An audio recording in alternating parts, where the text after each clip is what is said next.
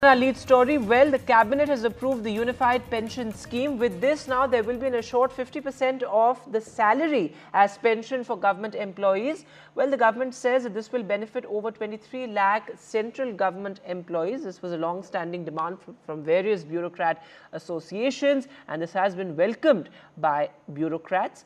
Now, remember, the government also approved various other important decisions in the cabinet briefing, but the unified pension scheme has now been approved. What really does it mean for you? My colleague Sunil Prabhu decodes.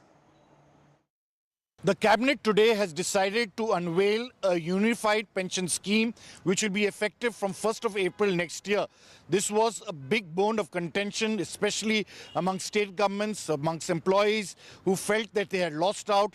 It became a political issue. The cabinet today, after extensive consultations with varied people across the country, has now finally unveiled what is now going to be called the unified pension scheme, which ensures and assures people across the country, those who are working in government service after 25 years, that they will get 50% of their basic salary, which was last drawn for the last 12 months.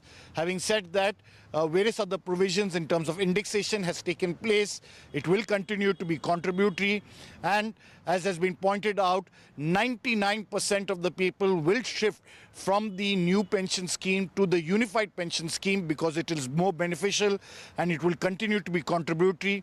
The initial first year, there will be an excess of around 800 crores, which will be cost to the exchequer. And overall, as they say, this will be beneficial to government employees, and even those who have a shorter tenure will be able to get an assured minimum guarantee.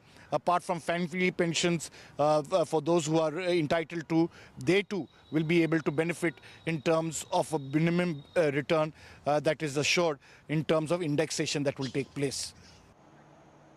And well, the government says that there will be an option between NPS and UPS. But looking at some other news now, when the Home Minister has made a big remark in Raipur, he says Naxalism will be wiped out completely by 2026. He also says that 2024 has been the most successful year in terms of anti-Naxal operations. Listen in. मुझे विश्वास है कि हमारी लड़ाई अंतिम चरण में पहुंची है और हम देश को 2027 और 2026 मार्च तक पूर्णतया नक्सल समस्या से मुक्त कर पाएंगे। अब तक के वामपंथी उग्रवादी विचारधारा के खिलाफ लड़ाई में सबसे अच्छा प्रदर्शन अगस्त महीना होने के बावजूद भी इस वर्ष में हम कर पाए हैं। And moving now to our big focus on NDTV, well, the RG Kar hospital horror, in which now the CBI, which is looking at the investigation, has registered a corruption case against the ex-principal of the medical college.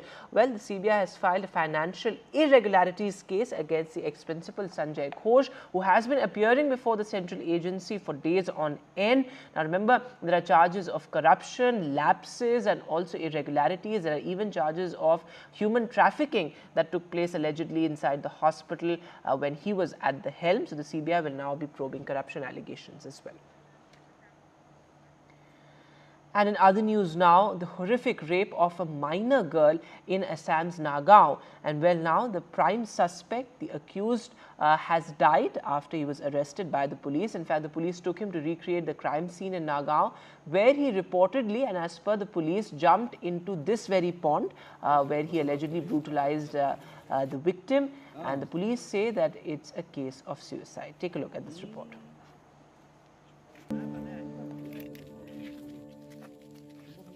The body of the Assam rape accused being taken out of this pond, just next to the scene of crime at Dhing in Assam's Nagaon district. This is the place where on Thursday evening, around 6:30 p.m. in the evening, there near the banana plants that you can see at a distance, passerbys actually saw a 14-year-old girl lying there almost unconscious with a cycle besides her. The girl was allegedly raped here by 3 suspects, and today early in the morning between 3 to 4 a.m. he was brought here to recreate the scene of crime, to reconstruct the crime scene, And what police claims is that the suspect, that point of time, tried to flee. He tried to flee and he was handcuffed. Even then, he tried to flee, and in the process, he fell in this pond, and then police cordoned off this area, and later, after searching this pond, his body was found. Then we came to the scene of crime to exactly know where the things have happened, because we couldn't ask the girl. She is in hospital. At that moment, she tried to forcefully evade police arrest and jumped into the pond. The family of the accused are questioning the custodial death, but others in his village have dissociated themselves from him. তফাজ্জলৰ ঘৰক সামাজিকভাৱে আমি বহিষ্কাৰ কৰিছো গাঁৱৰ ৰাইজ অপৰাধীৰ পক্ষত নাই আমি সদায় ন্যায়ৰ পক্ষত আছো আৰু ন্যায়ৰ পক্ষত Meanwhile, Assam Chief Minister Himanta Biswa Sarma has said that his police force have zero tolerance for crimes against women.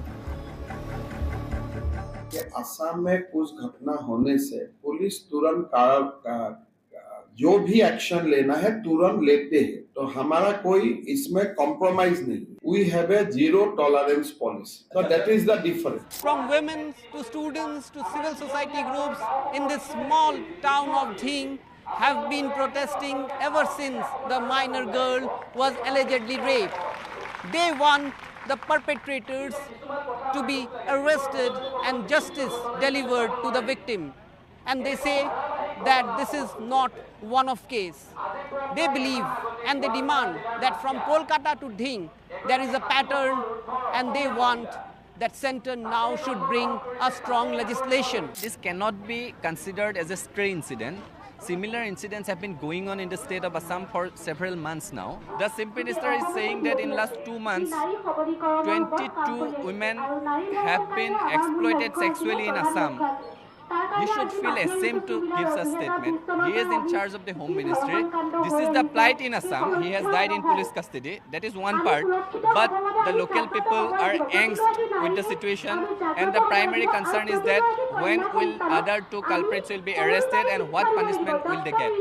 মই এটাই কথাই ক'ব বিচাৰোঁ যাতে মোৰ ছোৱালীজনী আজি যিটো ঘটনা হৈ গ'ল কাইলৈ বেলেগ ছোৱালীৰো হ'ব পাৰে সেইকাৰণে চৰকাৰে যাতে সমগ্ৰ নাৰীকে ৰক্ষণাবেক্ষণ দি ৰাখিব পাৰে সেইটোৱে মই চৰকাৰৰ ওচৰত অনুৰোধ জনাই While pressure is mounting on cops to nab the other 2 suspects, women in Dhing have now launched an indefinite protest. With Nakul Rabha in Dhing and Ratndeep Chaudhary, Bureau Report, NDTV. In other news now, the son of the former Chief Minister of Telangana, KTR, appeared before the Women's Commission, and he tendered an unconditional apology for his earlier remarks. In fact, these are visuals of KTR being taken to the Women's Commission. In fact, there were protests as well outside the Women's Commission. In fact, there was some sort of a scuffle between BRS and Congress workers as well. KTR says that his remarks were not meant to hurt women. There was a lot of outrage over what many call distasteful remarks by KTR. And with that, we'll take a short break now, but news continues on the other side. Welcome back. Astronauts Sunita Williams and Barry Burch-Wilmore in space for almost 80 days will return only on February next year. This is what NASA has said, but they will return with Crew 9. The Starliner will return uncrewed. Our science editor Pallav Bagla is now joining us live on the phone line. Mr. Bagla, what more details do you have? Well, the details are very simple. That Indian origin astronaut Sunita Williams, she went on an 8-day mission to the International Station on a test flight of the Boeing Starliner, will now stay at the International Space Station for 8 months. So an 8-day mission converts to an 8-month mission at the International Space Station, and the Boeing Starliner will come back uncrewed. This is what the chief of NASA, Bill Nelson, has announced. And they said that this has been done to ensure for the safety of the crew. And he recalled that they've had 2 accidents of the space shuttle in the past, and they did not want to take a chance with that. So, at the same time, astronaut Sunita Williams is a veteran of space flights, and her stay at the International Space Station, NASA says, will be prolonged and will help in contributing to science and technology at the International Space Station. She and her crewmate, Butch Wilmore, will now return on a SpaceX Crew Dragon sometime in February 2025. So, 8-day mission converts into an 8-month mission for Indian origin astronaut Sunita Williams. All right, Mr. Bagla, thanks very much for joining us with the latest there. So very important there, NASA now saying that the Starliner will return uncrewed, and it's only by February next year that astronaut Sunita Williams is expected to return to Earth. And now our special report from Madhya Pradesh. Well, Anurag Dwari does a reality check on government hospitals in the state, how banned drugs are still being administered to patients. Take a look.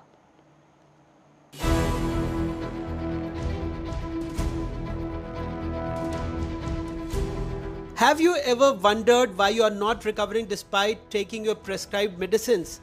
This question perplexed doctors at a government hospital in Indore. Their investigations revealed that the health of certain medicines in Madhya Pradesh is compromised.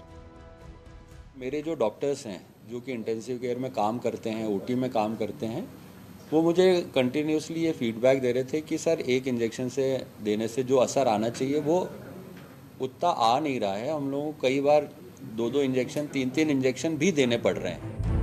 In Damoh, the situation turned tragic when 5 pregnant women lost their lives after being administered intravenous saline. NDTV has got a copy of a shocking report that exposed this life-threatening fraud. Large batches of 9 crucial drugs, including life-saving medications, antibiotics and multivitamins, have been banned from use in any hospital across the state. The Madhya Pradesh Public Health Services Corporation Limited has issued letters to all district deans, CMHOs and hospital superintendents prohibiting the use of these drugs. दवाइयाँ खरीदते समय उनके certificates हम लोग check करते हैं. दवाइयाँ जब आ जाती हैं उसके बाद में उनके सैंपल कलेक्ट करके उनको भी प्रयोगशालाओं में भेजते हैं. उसी का परिणाम है कि ये जिन सप्लायरों ने या जिन फैक्ट्रीज़ ने ऐसी दवाई बनाई थी जो जनता पर असरकारक नहीं थी या जिनका उल्टा असर हो सकता था, ऐसे उनको आइडेंटिफाई यदि हमारे डॉक्टर्स ने किया है, हमारी लेबोरेटरीज ने किया है, तो निश्चित रूप से मैं समझता हूँ कि एक पारदर्शी व्यवस्था है. अब सप्लायरों ने कोई गलत दवाई सप्लाई करने का प्रयास किया है, उनको प्रतिबंध भी लगाएंगे, उनको ब्लैक लिस्ट भी करेंगे और उनके खिलाफ जो भी सख्त कानूनी कार्रवाई हो सकती है, ऐसे लोगों के खिलाफ कानून के तहत सख्त कार्रवाई करेंगे. Government hospitals require an NABL certified lab certificate before medicines are supplied. MPPHSCL only purchase drugs after confirming their quality. The hospital storekeepers send these medicines to government labs for testing, followed by random inspections by Food and Drug Administration inspectors. But these procedures seem to be more on paper than in practice. NDTV went to a medicine shop in Bhopal's biggest government hospital, Hamidia, to uncover the ground reality of the availability of banned medicines. Despite the state's recent crackdown on substandard drugs, NDTV was able to easily purchase heparin and nitroglycerin injections. These are part of the 9 life-saving drugs recently banned due to quality concerns of the same manufacturer. The process was disturbingly straightforward. We approached the medicine shop inside Hamidia Hospital, requested the injections, made the purchase and received an official bill, all without any checks. Bill रख दिया उसमें आपने.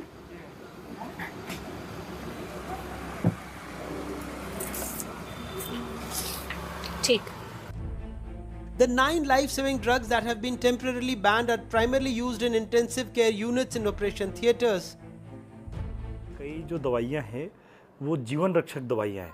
इसमें खास तौर पे जो हम आईसीयू में पेशेंट्स जो होते हैं जिनका ब्लड प्रेशर कम होता है, जैसे इसमें एक नाम है डोपामिन, तो वो ऐसी दवाई है कि जब पेशेंट का ब्लड प्रेशर कम होता है तो उसको बढ़ाने के लिए काम में आता है. इसके अलावा अगर पेशेंट जब कार्डियक अरेस्ट में चले जाता है तो उसका जब सीपीआर करते हैं तो वो सीपीआर करने के दौरान ये काम में आने वाली दवाई जैसे नॉरएड्रेनालिन है. तो इस तरह से ये जो दवाइयाँ हैं ये इमरजेंसी सेटअप में जीवन रक्षक दवाइयाँ हैं और इनकी जो गुणवत्ता है ये सर्वश्रेष्ठ होना चाहिए.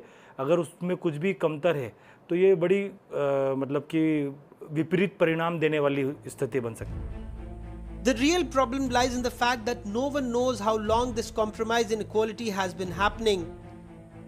हमने रैंडमली जो है जांचें करवाई है, तो ये बैच की जो है वो रिपोर्ट अच्छी नहीं आई है, तो रैंडमली भेजा है, जो सामने दिख रहे थे वो भेज दिया। While the Health Corporation is responsible for supplying medicines, 90% of these medicines are often unavailable in hospital stocks. As a result, patients' relatives are forced to buy medicines from shops located within the hospital premises. The concerning part is that these medicines are readily available in those shops. This raises serious questions about the effectiveness and integrity of the supply process, essentially rendering the entire system meaningless. The real question remains how long this compromised quality has persisted, with more than 90% hospitals in the state facing a shortage of essential medicines and the quality of supplied drugs in question. The situation is alarming. The state government must act swiftly to restore public trust and ensure that such lapses do not occur again. In Bhopal with camera person Rizwan Khan, Anurag Dwari for NDTV. So absolutely shocking there. But looking now at the big international headline, well, the UAE has managed to broker the latest captives exchange deal between Russia and Ukraine.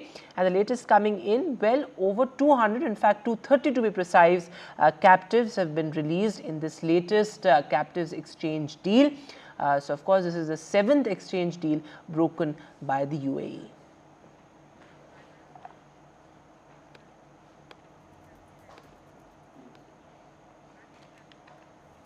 And well, with that, it's a wrap on the show. Thanks so much for watching. Goodbye.